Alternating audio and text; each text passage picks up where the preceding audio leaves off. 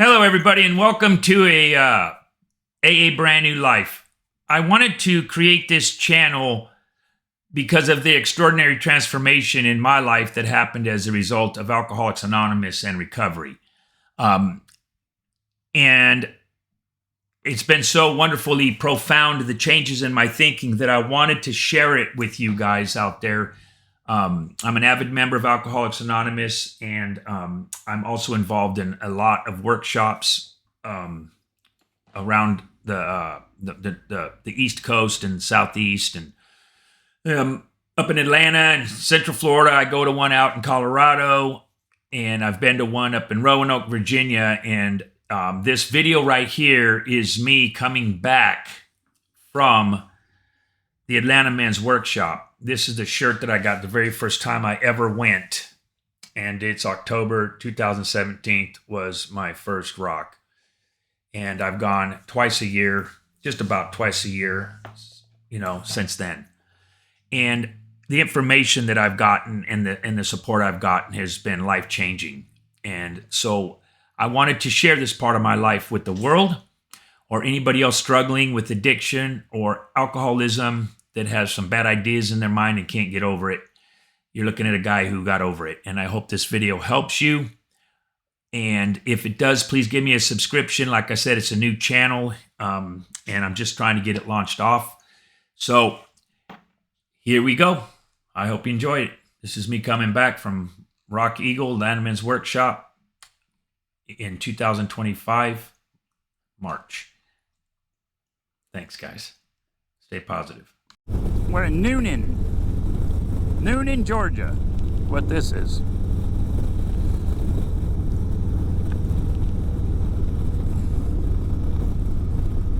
And I got a stop sign. Woohoo!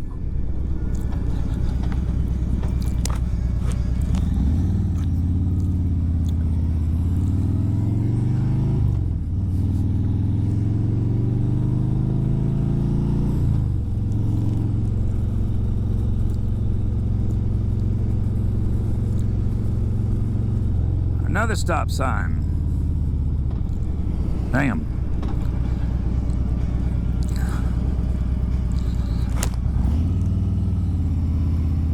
Yeah, I'm on 91 South, I presume. Yeah, 91 South, headed towards Panama City. So I just wanted to do a little moto vlogging while I'm jamming out to some music I like in my headset.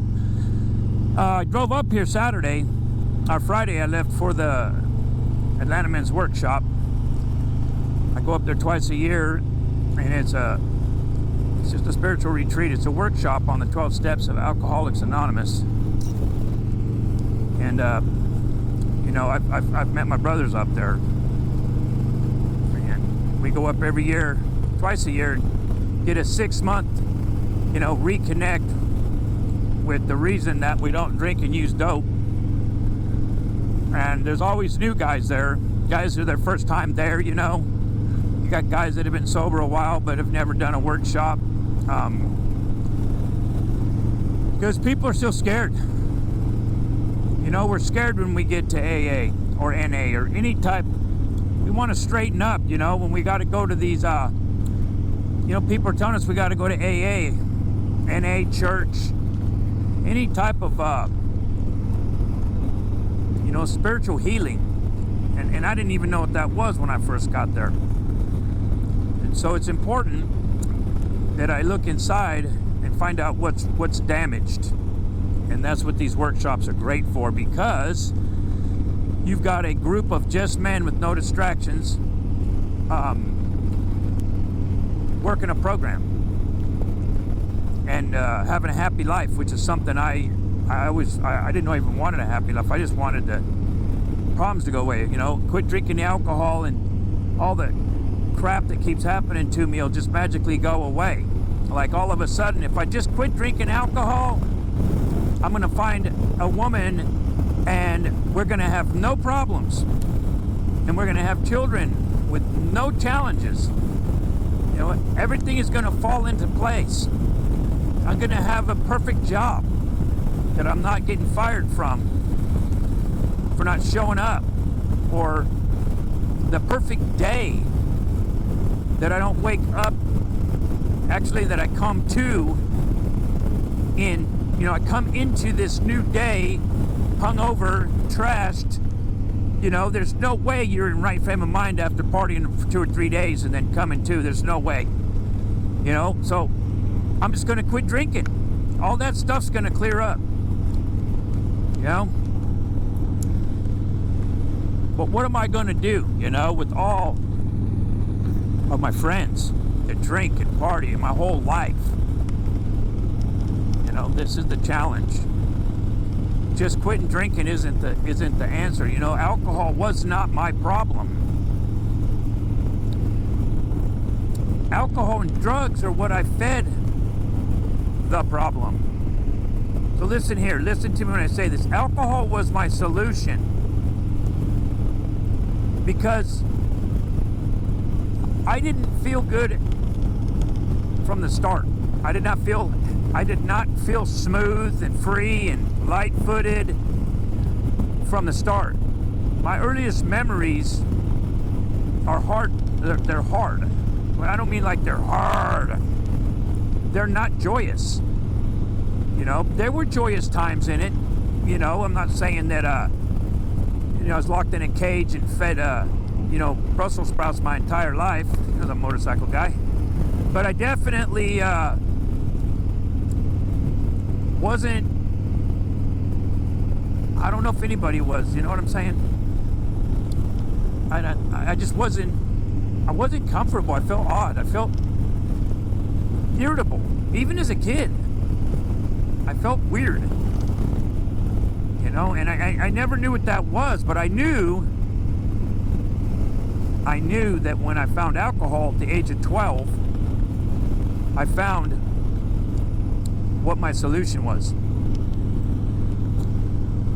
Because all of a sudden, all those feelings went away. And I felt better. And then I do stupid things. We do stupid things anyway, but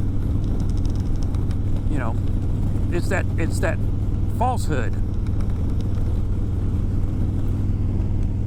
Something's wrong. I feel like a fish out of water flopping on the bank, and I start drinking some alcohol, and I slid right back in the water, and I find everybody else in the water is doing good too because they're doing the same thing.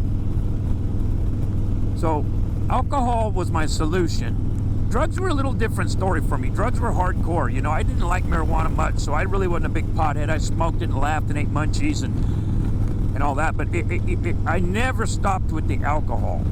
And I did methamphetamines in the 80s. I did crank, crystal meth, and dude, we're gonna tweak all night, and you're my best friend. I've just tore the back of this TV apart because now I'm an electronic technician, TV repairman, and I'm stripping wires with my fingernails instead of getting the utensils because, man, I'm just tweaking so hard, dude.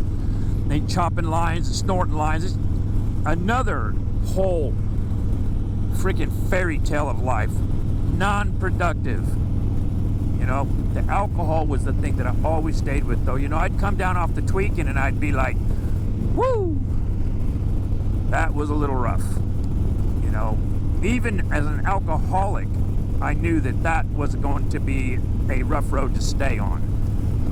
But I would visit that neighborhood regularly. The alcohol I stayed with the whole time. And I had troubles in my life and my whole life. And the alcohol was always there. I remember choking down the school week, looking in the mirror and saying I'm ugly, nobody likes me, I look like an idiot, my hair's messed up, I don't like the way I don't like nothing about me. And I've got to go out into that world, to that high school or that junior high, and I've got to act like I don't know that they know. Try to shelter myself from myself so that nobody knows that I know they know. So I wasn't outgoing. I was funny, but the humor was just a cover-up to hide the fact that I really, really, really, really felt like an oddball. And funny thing is, I found other oddballs. You can find other oddballs. There are other people. See, we're not unique. We're just people we got some stuff going on. And I find other oddballs like me, and they're like, I know, dude. Let's get drunk this weekend. And so I was looking forward to that.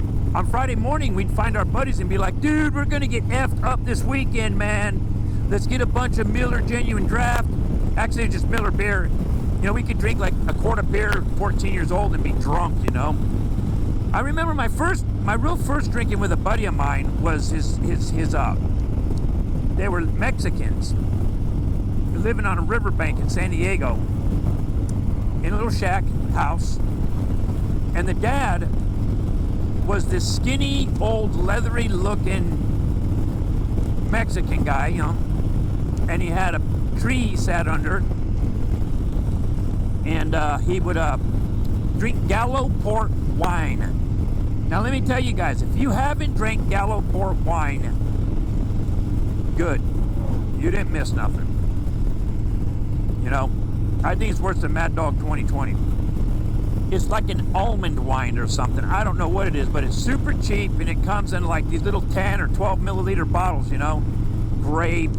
And his dad would have him sitting around the chair because he'd pass out, and we'd drink those things, and oh, they were god awful. But I sure liked the effect that they produced. And that's when I realized beer produced the same effect, tequila produced the same effect. I realized that alcohol of any kind, I could get the desired result. You know? And all these things would happen when I would be drinking too. I chopped the tip of my finger off drinking. Massive car accidents, drinking. Fist fights, drinking. But you know, there was never any of the normal stuff that a guy does in high school, like go to the prom, go to dates. I went to the prom all right, it wasn't mine. It was somebody else's, and we went there all high on coke and crystal meth and beer, and went there, you know, we're thugs, you know, and was not jiving with that, but it's the only way I could fit in life. That's the only way I knew to fit in. And as I grow up with this whole attitude of violence, you know, more alcohol makes me fear more better, I start to slip into this, they call it incomprehensible demoralization. So if you look it up, I believe it's ununderstandable amount of decomp. You know, unimaginable, can't even imagine that I would do such a thing morally. That my morality was not, the morality scale was working backwards. And so that starts happening. And I start coming out of these blackouts, and I start coming out of these drunken situations not happy with myself. Actually, a deep shame inside burning like an amber. And I would choke it down. What do we say? I was drunk, dude.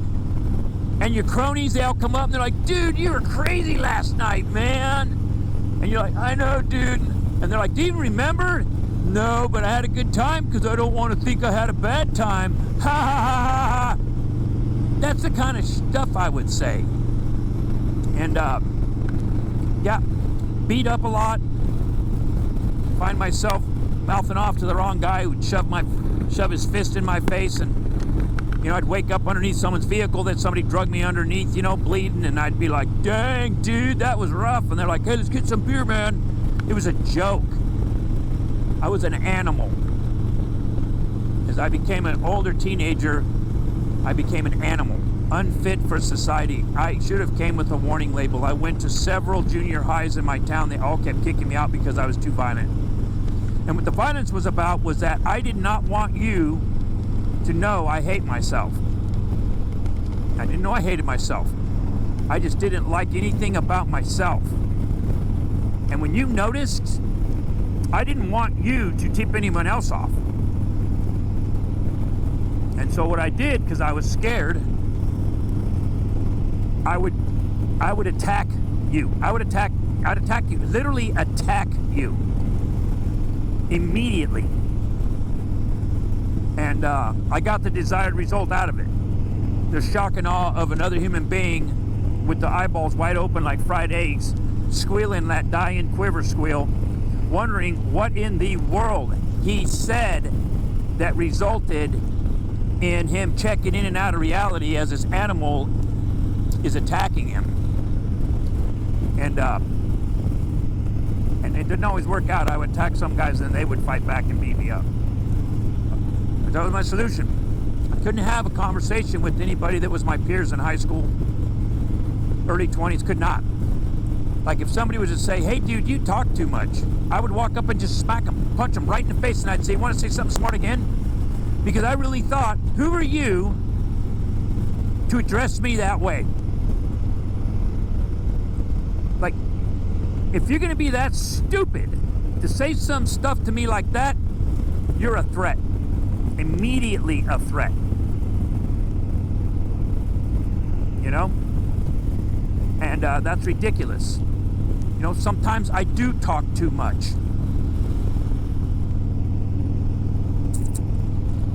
Especially before recovery. I'm a guy seeking attention that doesn't want attention because he doesn't know how to be when he gets attention, because he doesn't know what he wants to be. He just doesn't like what he is and doesn't even know it. That's the problem before recovery. I didn't even know it. I was always getting hit with a rubber mallet and shoving my square body into a round hole. It never fit. Here's the catch. I had enough brains and enough instincts, of natural instincts, to want to procreate. I want a woman. You know, I want a family, man. I want a good job. And it's horrible what guys like me do with the opposite sex. It is horrible. And I'm so glad today I know that. I wasn't taking a mate. I wasn't taking a loved one. I was taking a prisoner. And I heard that through my life, and I never really know what it meant, never believed it was me. What I mean by that, I don't know what I'm doing, but the result was this. I am selfish, wanting to fix my feelings with somebody else. And I don't know it. There's a thirst inside my soul that says I want to be loved. I don't know what love is. There's a thirst inside of my soul that says I want a companion. I don't know how to be a companion. There's a thirst inside my soul that says I want to not be lonely. But even when I'm in company, I'm alone. I couldn't get the results I was after. They never produced the results. And here's the thing though, God doesn't say, hey, we're going to give you a test run with this chick, but if you don't straighten up, fly right, and start living the way you're supposed to be living, and becoming less selfish and more selfless, start thinking about others instead of yourself all the time, you're going to have a horrible run at this, because it's just a fact that I could have sex and make babies. Do you know I had to go to training to drive a car?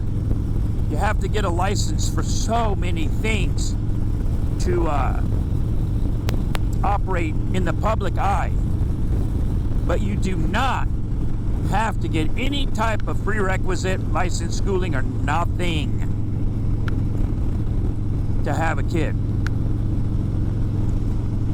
And I did that, and it was the most horrible thing ever.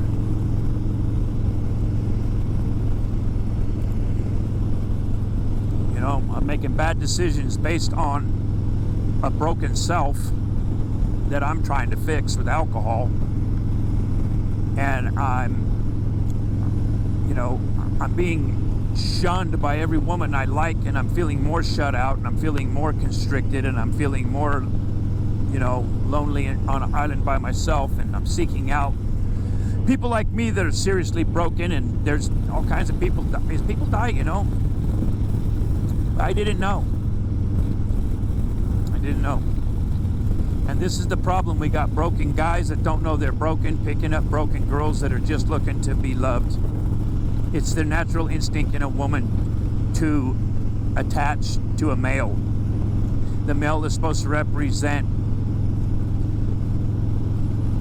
care, security, worth, value, love, companionship, honesty, loyalty, growth. And it doesn't happen. It just cannot happen. Because it's backwards, that's why. It's backwards.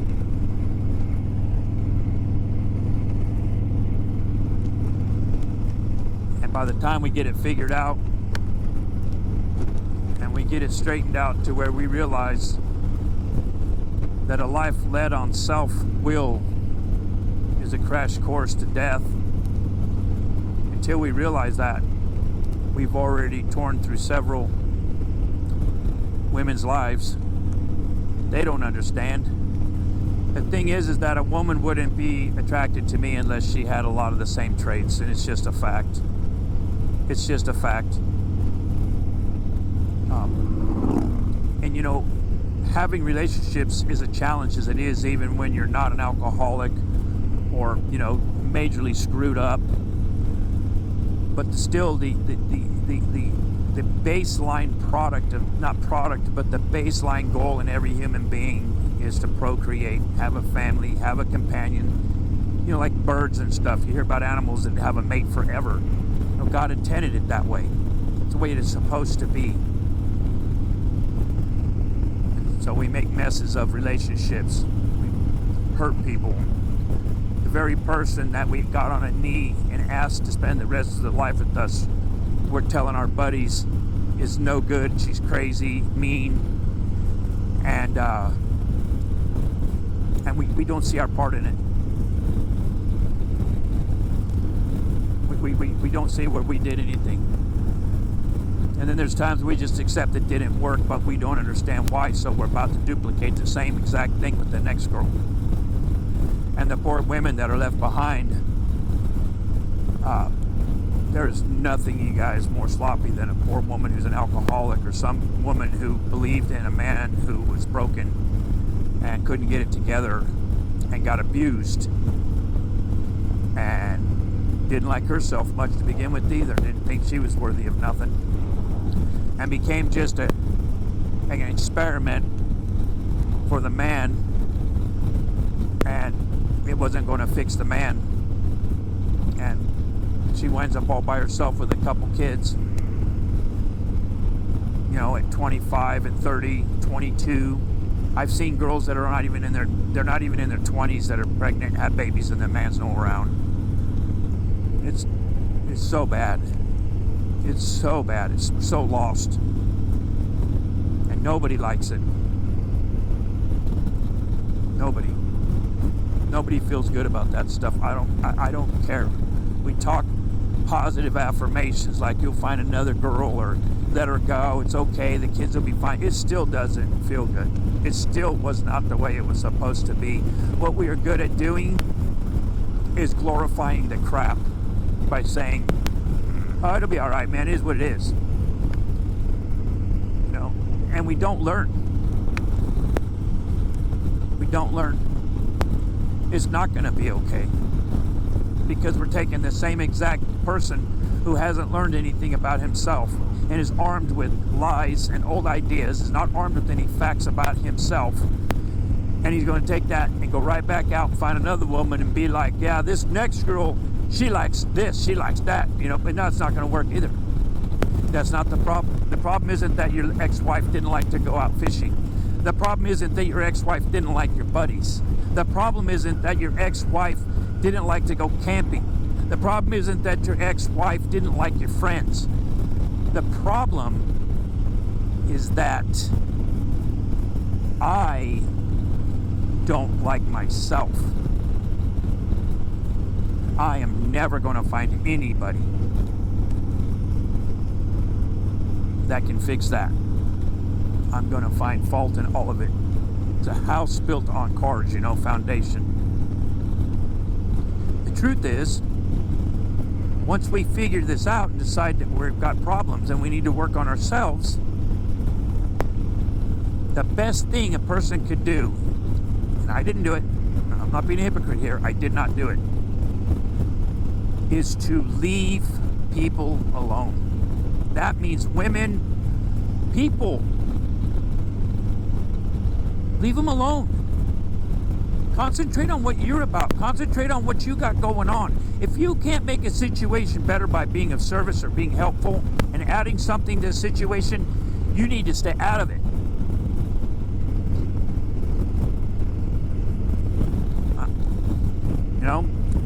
I need to stay out of it. I need to stay out of it. It's no good. It's a life built on ignorance, lies.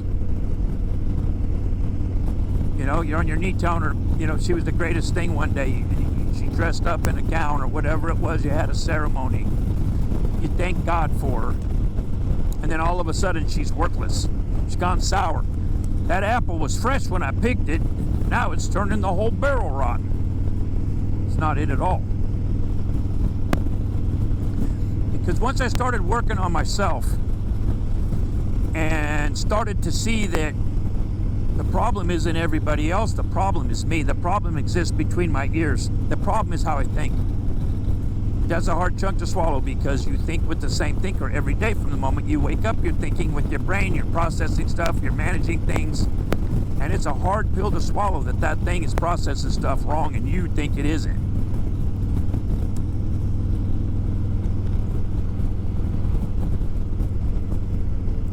And once I got around enough guys like these spiritual retreats I go to, and we work on our problems, man. We work on our defects. We work on the faults, the lies, the selfishness, the selfish ideas, the pity, the self-centeredness. Once we get working on that stuff, it becomes very clear that God can help me live a different way, but I have to change the way that I'm thinking. I cannot think my way into a better way. I got to live it. I got to act it out. I got to trust it, do it. And then over time, it starts to become a thing where the results are so freeing, I just can't believe it. And I have what's called a psychic change, which is a change of your thinking brought about by a spiritual experience. That's just the truth. You can read about it in the Bible. It's the only way to get a spiritual experience, a psychic change, is you have to go through a spiritual experience. I did, and everybody I've talked to did. The ones that don't, they got half measures. Still kind of hanging on to the old ideas. So, that's what I go to these things for, man. I got a fighting chance. You know what I got a fighting chance at? Not hurting anybody. In a quarter of a mile, turn left onto Georgia 45, South Cuthbert Street, then turn right. I got a chance at not terrorizing people. I got a chance at not putting excessive demands on people and then pissed off when they don't like the way I'm acting. When I asked more of them than they could possibly ever give after they've already given everything.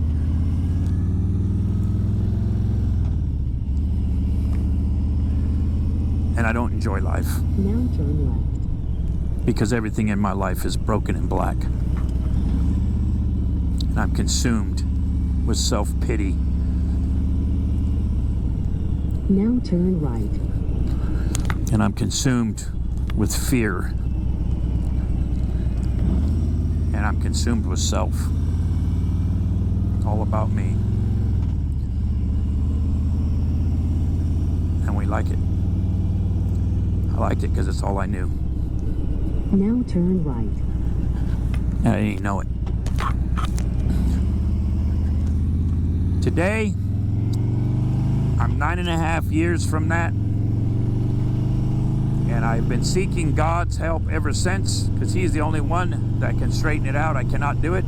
I was my own God my whole life, and I ran and straightened it out. I had to fire that guy. I had to look at my life and get honest with myself and say, I'm not a victim. I'm running my life like I hate myself, and it all goes back to that guy in the mirror when I was in school and I did not like myself. Had no faith in no faith in anything. I had no faith in myself. I wouldn't be able to do that. I couldn't do that. I'm just going to fail. On and on and on. Self-sabotaging. It's dead. It's a spiritual death. And I didn't know it. Prepare to turn left in half a mile. So now I'm out here after 9.5 years, and I'm still learning. I'm still learning how to take criticism.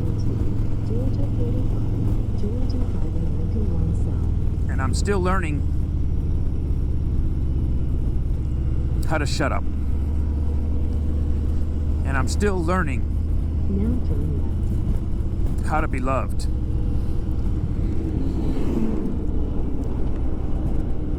And I'm still learning how to ask for help from another man.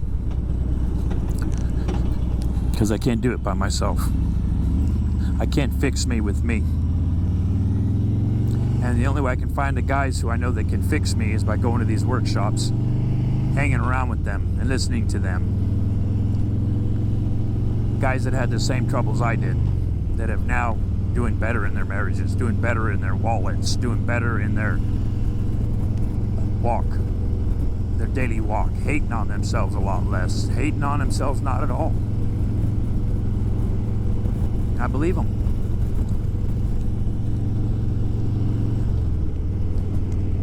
Drive 11 miles. So I'm going to post this on my Everything AA Brand New Life. It's called AA Brand New Life, and I'm going to post this on there. And I hope you guys can get something out of this. You know, if anything, I hope that somebody who heard this has just a thought that maybe, just maybe, I'll start putting the brakes on some of this crap. Just maybe I'm the creator of it all. It isn't her. She's not doing anything to me. I'm allowing it to happen because I created it. I built the whole trap and I didn't even know it. So start looking into that stuff. You know, if you're an alcoholic, you got a drinking problem, go to an AA meeting. Identify with the first thing you're going to identify with. You're going to have all walks of life in an AA meeting. You're going to have all kinds of different people in there. And the first thing that I did was start disassociating myself from identification. I started to say I'm not like that. And I started using their drinking as more morally bankrupt than my own, and maybe I'm not so bad. Remember, I'm analyzing everything with the very brain that got me into trouble, so I'm probably not really doing a good job. And of course I'm going to steer it in my favor. Of course I am. Therefore non-alcoholic. I don't want to be one. I don't want to be like you guys. You know, that's the first thing I thought about. But go to an AA meeting and notice that the first thing that every alcoholic identifies with, whether you're 20 or 80, if you be alcoholic, the first thing of identification is the inability to stop once I start. That's from the get-go. Everybody, if you say, hey, everybody, can you control your drinking once you start? Nope. Nope. And that first process of identification, that first connection, will build the foundation through the program of Alcoholics Anonymous. The 12 spiritual steps, the 12 steps of Alcoholics Anonymous are set up in a way they will build a foundation once that admission is made that I cannot control my drinking. And you'll start to see yourself in men that have recovered. And you'll want to know how they did it, because they got that thing you've been begging for your whole life. Peace. A sense of everything is good. A sense that God's no longer mad at you. You're not beating yourself with the shame stick. You're not rolling over how bad you treated somebody, or that you shouldn't have done that. You won't be lying to yourself saying, I did it because I had to. You'll start to take accountability for yourself. Your actions will start to get less, because you won't be making many careless actions, because you know that you probably would, so you don't do them. You make your playground really small. That's what I did. God bless you guys, and hope God keeps you until I talk to you again. It's good to be here, and it's good to be sober, that's for sure. See ya.